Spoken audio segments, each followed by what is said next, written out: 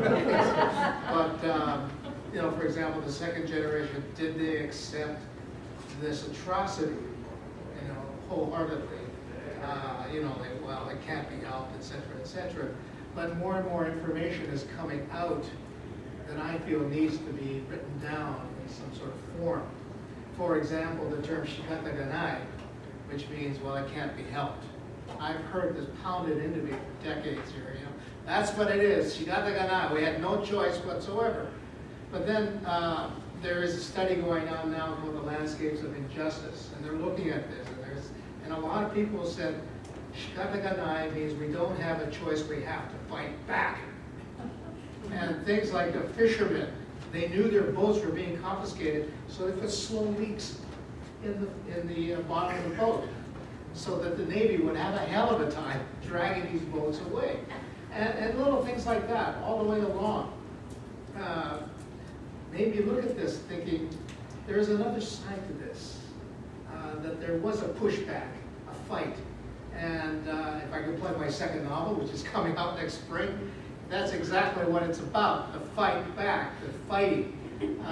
There were protests, there were riots, there were shootings in Vancouver during World War II that people do not talk about.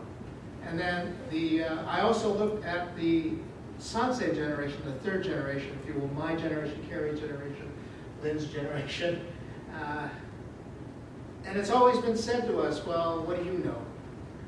You know, you've got it made now. You've got an education, you've got a good career going, you probably get married, etc. You have a family, you're accepted. And that doesn't explain things to me. That a friend of mine I grew up with, Sansei guy, goes into a bank, robs it, and says, I'm doing it to avenge my grandfather's incarceration during World War II. What? I mean, this guy's got an MA in commerce. Is that why he run the bank? I don't know. But,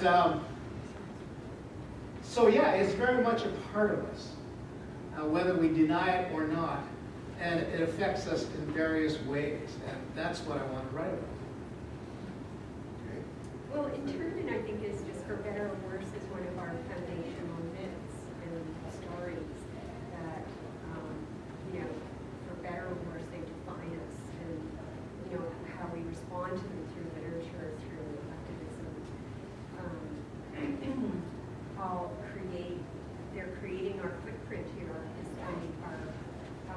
our presence in Canada, you know, and it, you know, joins the other forms of stories, and I think more that what Kerri is, I mean, my experience as a Sansei is not the same as yours.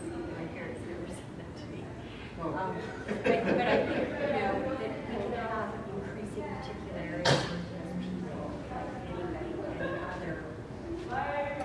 any other citizen, and we write ourselves into selfhood and statehood, being not enemy aliens, but full-fledged citizens, and, you know, and human beings.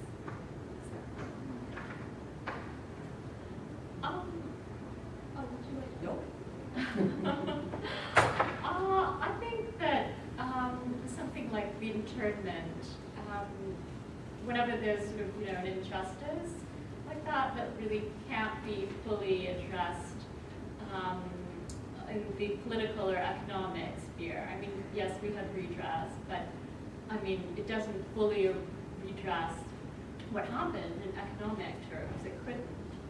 I think usually when, in cases like this, it falls to the cultural sphere to try and kind of manage the problem in a way, or, you know, to try and falls to literature in some aspect to try and come to terms with it and imagine kinds of symbolic redemption.